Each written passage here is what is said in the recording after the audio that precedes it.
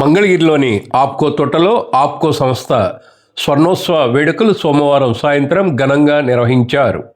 ఈ కార్యక్రమానికి ముఖ్య అతిథిగా రాష్ట్ర చేనేత జౌళి శాఖ మంత్రి ఎస్ సవిత విచ్చేశారు. ఈ కార్యక్రమంలో చేనేత జౌళి శాఖ స్పెషల్ చీఫ్ సెక్రటరీ ఆర్పి సిసోడియా, వివిధ కార్పొరేషన్ల చైర్మన్లు నందం అబద్దయ్య, పేరుపి ఈశ్వరయ్య, ఆకాశపు స్వామి, తెలుగుదేశం పార్టీ పొలిట్ బ్యూరో సభ్యులు గుత్తికొండ ధనంజయరావు, చేనేత జౌళి శాఖ అధికారులు, ఆప్కో అధికారులు తదితరులు పాల్గొన్నారు. ఆప్కో స్వర్ణోత్సవాలను పురస్కరించుకొని రాష్ట్రంలోని వివిధ ప్రాంతాలకు చెందిన చేనేత సహకార సంఘాల ప్రతినిధులను మంత్రి ఎస్ సవిత ఘనంగా సత్కరించి అభినందనలు తెలిపారు. ఈ సందర్భంగా మంత్రి సవిత మీడియాతో మాట్లాడారు. త్వరలోనే నేతన్న భరోసా పథకం అమలు చేయనున్నట్లు చెప్పారు. ఈ మేరకు కార్యాచరణ కూడా పూర్తయినట్లు ఆమె తెలిపారు. చేనేత సహకార సంఘాలకు ఆప్కో బకాయిలను కూడా చెల్లించనున్నట్లు మంత్రి సవిత వెల్లడించారు. 2 ఏళ్ల కూటమి పాలనలో ఆప్కో బలోపేతానికి చర్యలు తీసుకున్నామని చేనేత జౌళి శాఖ మంత్రి ఎస్ సవిత వివరించారు.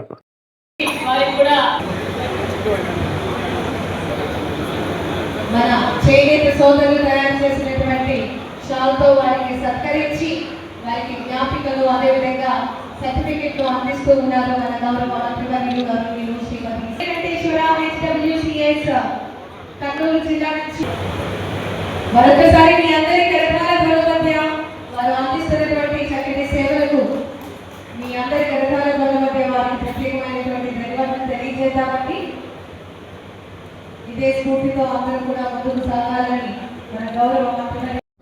ఈ రోజుకి మరి ఆప్కో 50 వసంతాలు పూర్తి చేసుకోవడం, ఈరోజు ఆప్కో చేనేత సొసైటీలు అందరినీ ఒక వేదిక పిలిచి ఈరోజు రంగరంగ వైభవంగా మరి గోల్డెన్ జూబ్లీ సెలబ్రేషన్స్ కూడా ఏర్పాటు చేసుకున్నాం. మరి ఈరోజు స్పెషల్ సిఎస్ సిసోడియా గారు, అదేవిధంగా ఆప్కో ఎండి కన్నబాబు గారు, సొసైటీలతో పాటు ఆప్కో ఎంప్లాయీస్ అందరం కలిసి ప్రోగ్రాం ఏర్పాటు చేసుకోవడం చాలా సంతోషంగా ఉంది.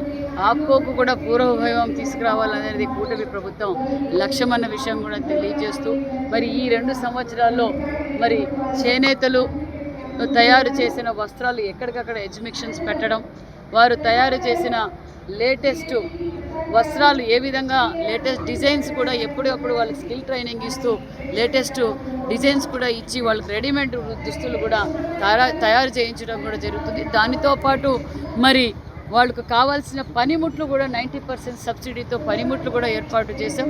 అంతకన్నా మరి మెగా క్లస్టర్ ధర్మవరంలో, అదేవిధంగా పిఠాపురంలో, మంగళగిరిలో కూడా మరి మెగా క్లస్టర్లు కూడా ఏర్పాటు చేశాం.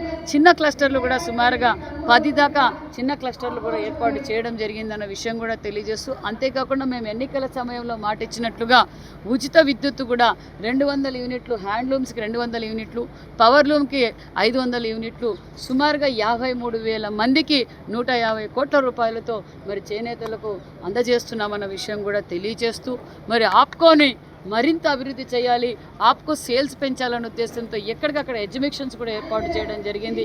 చేనేత వస్త్రాలు ధరించండి అని ముఖ్యమంత్రి గారి సూచనల మేరకు ఈరోజు నిజంగానే ఒక పక్క డిప్యూటీ సీఎం గారు, ఒక పక్క నారా లోకేష్ బాబు గారు సూచనల మేరకు మరి చేనేత వస్త్రాలు ధరించండి, చేనేతలను కాపాడండి అనే ఉద్దేశంతో మరి అన్ని విధాలుగా వాళ్ళకి ఎంకరేజ్మెంట్ చేస్తున్న ప్రభుత్వం కూటమి ప్రభుత్వం అన్న విషయం కూడా తెలియజేస్తూ, మరి గతంలో మరి 1924లో ఆప్కోన్ కూడా వదలలేదు. అది చాలా చిన్న సంస్థ.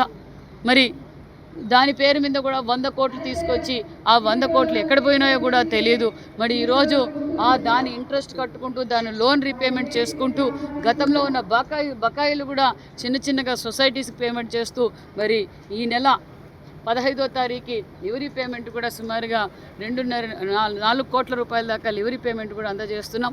జనరల్ సొసైటీస్కి కూడా మరి ఆగస్టు 1st వీక్లో ఒక 2.5 కోట్ల రూపాయలు కూడా పేమెంట్ చేయబోతున్నాం అన్న విషయం కూడా తెలియజేస్తూ, అదేవిధంగా ఆప్కోలో రిటైర్డ్ అయిపోయిన ఎంప్లాయీస్కి కూడా మరి రిటైర్మెంట్ బెనిఫిట్స్ కూడా ఈరోజు 1,20,00,000 రూపాయలు అందజేశామన్న విషయం కూడా తెలియజేస్తూ, చేనేతకు దగ్గరలో ఇంకొక శుభవార్త కూడా మనం చెప్పబోతున్నామన్న విషయం కూడా తెలియజేస్తూ పరిశీలన జరుగుతుంది.